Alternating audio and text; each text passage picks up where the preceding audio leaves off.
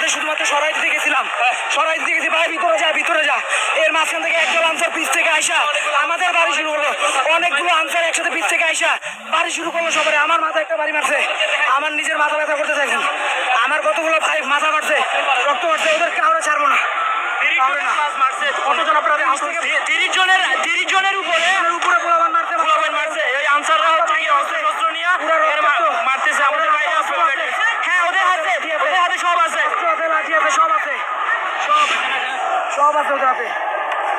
কিন্তু আবারও কিন্তু শিক্ষার্থীরা সামনে দিকে যাচ্ছে, তারা প্রচুর পরিমাণ ঢিল মারতেছে।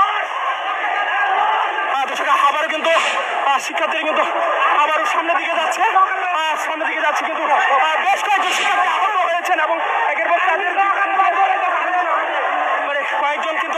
বেশ কয়েকজন কিন্তু আহত হয়েছেন। এই মুহূর্তে বেশ কয়েকজন শিক্ষার্থী আহত হয়েছেন এবং এরপরে তাদের উপরে কিন্তু হামলা চালানো হচ্ছে।